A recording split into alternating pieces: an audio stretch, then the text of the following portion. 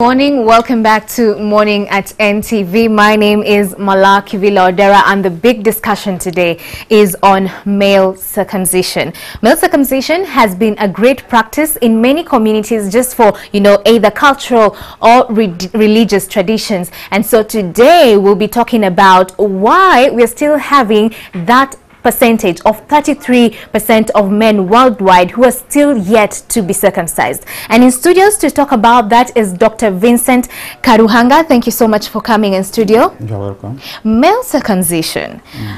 Well, we know that many communities practice this, but still in Africa, we are having many communities who do not practice this, and still we are having men who are not circumcised. Is it important? Traditionally, certain tribes have always circumcised, and it is sometimes an identity for those communities.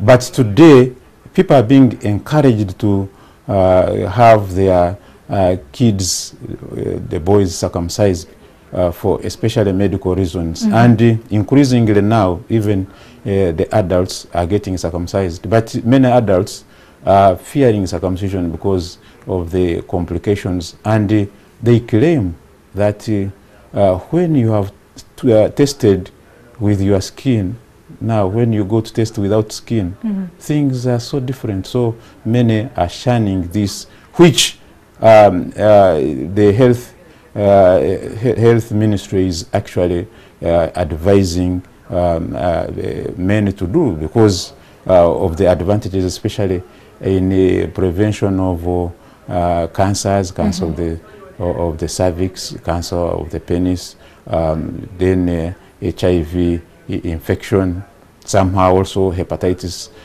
comes in, and it doesn't reduce on one's fertility. So why not do it if it is going to be beneficial?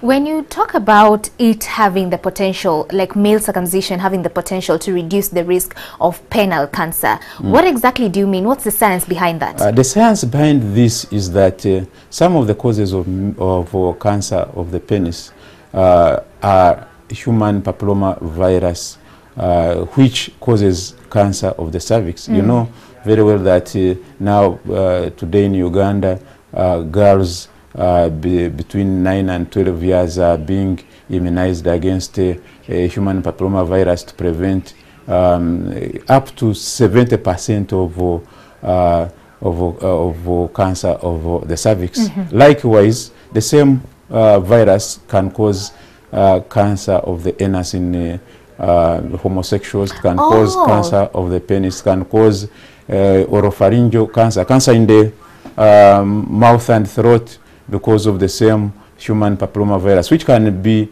somehow prevented by circumcision. Let's talk about HIV and AIDS. It is said that you medics have said that circumcision, male circumcision, actually can reduce the risk of contracting HIV and AIDS at 60%. Yes, please. Is that true? Yes, it is true, because when you look at the male penile organ, you'll find that it has areas of cells called Langerhans cells, and these cells can take in the virus as if it is they are trying to protect one. They eat up the virus but then take it inside. But once one is circumcised, these Langerhans cells, as some of them are removed, others are actually covered with the formation of that thick layer. After circumcision is done, exposure of the penile organ means that it will form a keratin layer, kind of forming a natural barrier, as if it is a natural condom. Yeah, that's how it happens, and there will be prevention. But of course, there may be other ways one can get HIV. So people should not say because they have been circumcised, therefore they should they are 100% protected against HIV, and then indulge in unsafe practices of sex, which can land them into trouble. Because even the circumcised, the Muslim brothers, those from Bwamba, those from Bukonjo, those from Bugishu, are circumcised, but they still somehow get this HIV, because cuts can happen. Right. One can develop cuts, because when a penile organ is erect, you'll find that the urethra becomes open, and once it opens, it is still an area where it is not protected by that thick skin which I talked about, the keratin thick layer which is formed because of exposure. Of course, when there's when the foreskin is on, there is no such formation because there is protection. But once you remove it, then the penile organ has to offer itself its own protection, and by way of, and this is by way of a keratin layer, a thick protein layer which helps. Yes, the same keratin which makes up our hair. Right. And nails. Yes, and nails and skin. So it helps. You have talked about the benefits of male circumcision. So you said it reduced the risk of, contracting HIV and AIDS, penile cancer. Is it prostate cancer as well? No, I've not talked about prostate cancer. Does it help? About penile cancer, oropharyngeal cancer, anal cancer, all those. Now, when we were having a discussion some time back, it was also, revealed that it can also reduce prostate cancer. Is that true or not? It can indirectly reduce it, because once one has reduced immunity because of HIV, and you are protecting against HIV, the reduced immunity can risk one prostate cancer. So somehow it's not just only that cancer. Very many other cancers may be protected, because once a person gets HIV, is vulnerable to many types of cancers, and there are even cancers we call the ones which you find and you say this person might be having cancer. For example, HIV, like Kaposi's sarcoma. Right. Yes. So such cancers are also indirectly protected against.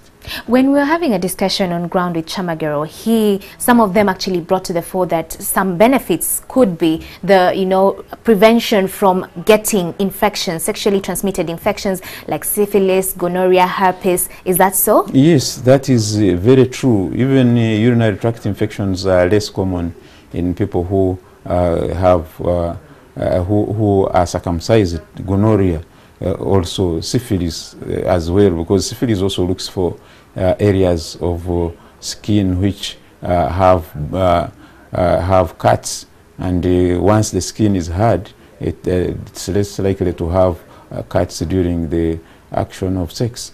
So such sexually transmitted diseases, even the human papillomavirus itself, it's a sexually transmitted condition, and it can be prevented by circumcision, and therefore one of those sexually transmitted diseases that can be prevented. It's true, circumcision can really help prevent sexually transmitted diseases. But you trust Ugandans. The problem is that once they hear that circumcision can help in this, then they go for circumcision, and then they start indulging in sexual practices which are likely to cause them HIV, which is terrible. So whenever a person is being circumcised, he has to be counseled about this, that you have been circumcised, yes, we are trying to do it for very many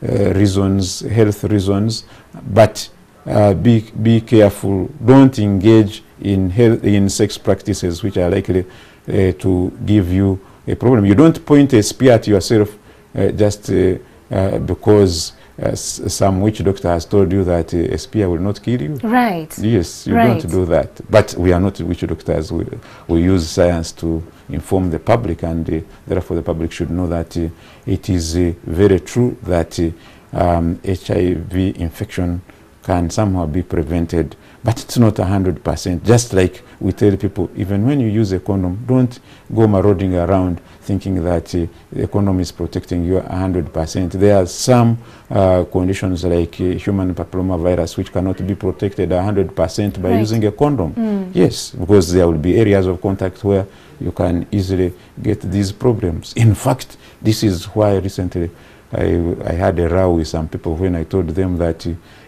please don't shave your pubis, because when you shave your pubis, you are removing the protection against some of those sexually transmitted diseases like human papillomavirus. How is so? Explain more. Yes, I thought shaving the pubic area is, related to hygiene in that area. Well, some people think so, but it is just hygiene at the back of their minds. Because what is true is that that hair is in a region where there is supposed to be friction, just like you also have another frictional area which has hair, and therefore it protects against bruises during sex, and bruises are known to easily admitting sexually transmitted disease germs. Wow. Because I'm thinking the hair is okay. And what is also true, and what is also true is that many people who use condoms, if a woman has shaved, many women when they shave, the hairs will actually pierce the condom. Oh, yes, there's that. Okay. Yes, it is also true, because when my father wanted to punish you for having done a wrong, what he would do after he has shaved his beards, he would bring your forehead and slide it against his chin. Yes, and it would be very painful. Right. And that reminded me that the germ, the HIV germ does not require a lot of space to enter. Just where the condom has been pierced is enough. And you see, even our sexual practices, I don't know whether you are Kenyan, I don't know whether you have heard of our sexual practices here, of the kind of rubbing people do. Yes. That one even risks the people more, especially if a woman has shaved, let me say, a day or two, when the hairs now start growing, and they can easily pierce the condom. Seriously. So but people don't think about it. They think they are protected, but that protection can be lost. And it's not only HIV, even the human papillomavirus can go in. So if that area, if you have overgrown hair, essentially it's just supposed to trim but not shave off everything? Yes, trim it. Don't shave off everything. Of course, we know if you live in a forest, you are likely also to have another sexually transmitted disease called pubic lice. Yeah. Pubic lice is also a sexually transmitted condition.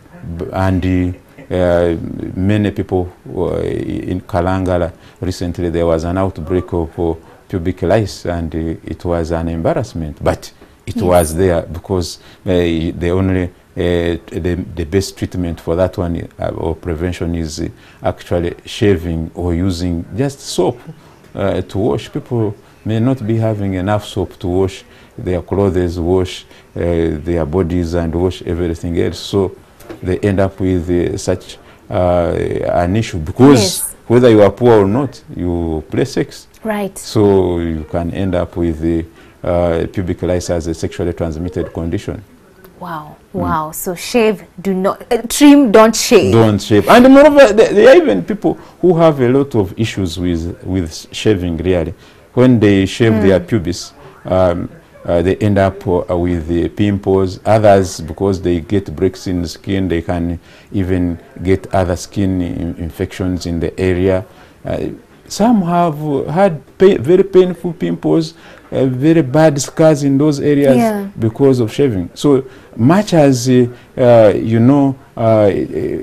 getting bad scars depends upon which part of the body. Some areas, like these areas, have a propensity to get these bad scars more than other parts of the body, but still the pubis can have issues. I've seen someone who has had very bad pubic keloids and would even fear to have sex. At least that's what